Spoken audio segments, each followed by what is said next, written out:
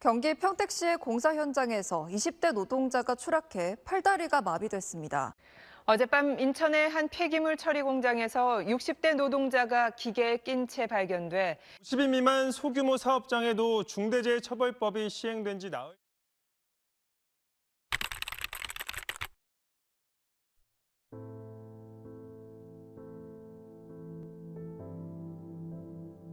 일제의 침략으로 인해 광산과 부두 및 운수분을 중심으로 근대 노동자가 탄생하였습니다. 1910년대 가공업을 중심으로 공장 노동자의 수가 약 14,000명에서 58,000여 명으로 증가되었습니다. 1920년 4월 회사령의 폐지로 일제의 식민지 공업 육성에 따라 일본 자본의 투자가 크게 확대되었습니다. 1930년대 이후 일제 공업화 정책이 본격적으로 추진되면서 공장 노동자의 수가 55만 명을 돌파하게 되었습니다. 1950년 6.25 전쟁이 발생하였고 그로 인한 여파로 노동자의 수가 하락하게 됩니다. 1960년 박정희 정부가 시작한 경제개발 정책으로 인해 여태껏 정체됐던 임금 노동자의 수가 급격하게 증가하게 됩니다. 하지만 급증한 노동자 수에 비해 그들의 근로 조건과 생활복지는 정부의 저임금 정책과 엄격한 노동 통제로 인하여 취약한 상태를 마주하게 됩니다.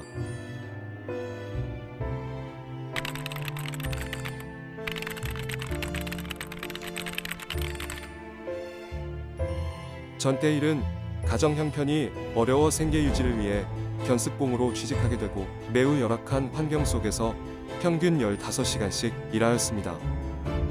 일하다가 죽은 동료를 통해 근로기준법에 대해 알게 되었고 바보회를 결성 후 노동청과 시청에 진정했으나 성과는 없었습니다. 결국 1970년 11월 13일 전태일은 우리는 기계가 아니다라는 구호를 외치면서 휘발유를 뒤집어쓰고 몸에 불을 붙였습니다. 그렇게 그는 치명적인 부상을 입고 세상을 떠났습니다.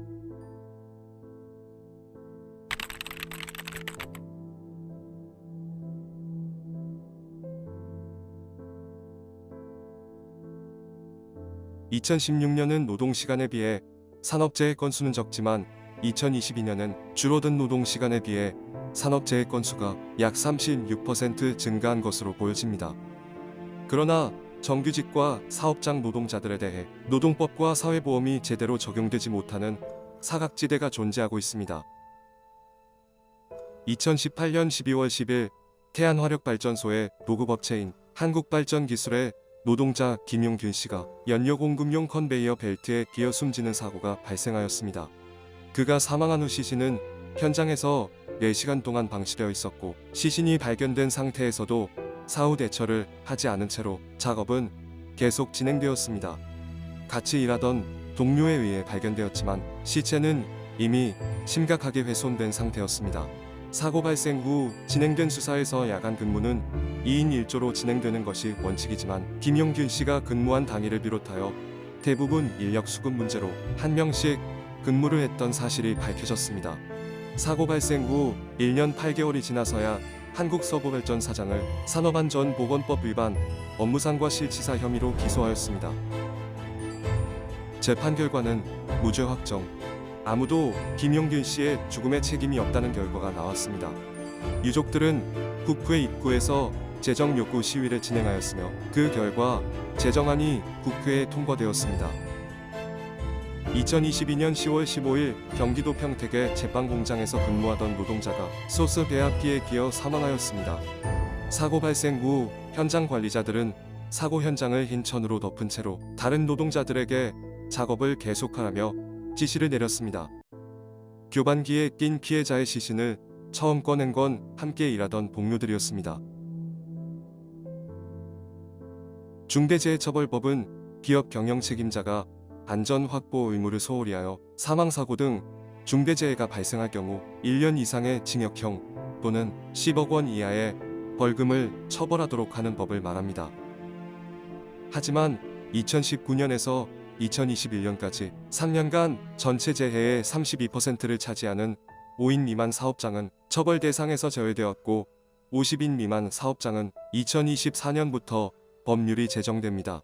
중대재해처벌법이 제정되고 사흘 뒤 2022년 1월 29일 경기 양주시 소재의 삼표산업 채석장에서 20m 높이의 토사 붕괴로 작업자 3명이 매몰되어 사망하는 사건이 발생하였습니다.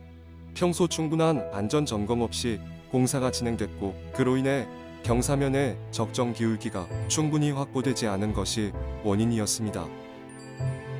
50인 미만 사업장의 중대재해처벌법이 시행된 지 약 2달이 지났을 무렵 2024년 1월 27일 부산 기장군 폐알루미늄 수거 처리업체에서 작업을 하던 30대 노동자가 집게차 마스트와 화물 적재함 사이에 끼어 사망하였습니다. 중대재해처벌법 위반 사건은 법원의 1심 판단을 받을 때까지 약 600일 정도의 시간이 걸립니다. 그리고 이러한 소요 시간은 2024년 2월 27일부터 50인 미만 기업까지 확대되어 사건 처리 속도가 더욱 지체될 것으로 예상됩니다. 중대재해처벌법이 시행된 지 2년하고도 2개월이 지났지만 여전히 하루에 2명은 영원히 집으로 퇴근하지 못하고 있습니다. 일하다 죽지 않는 세상. 과연 어디까지 왔나요?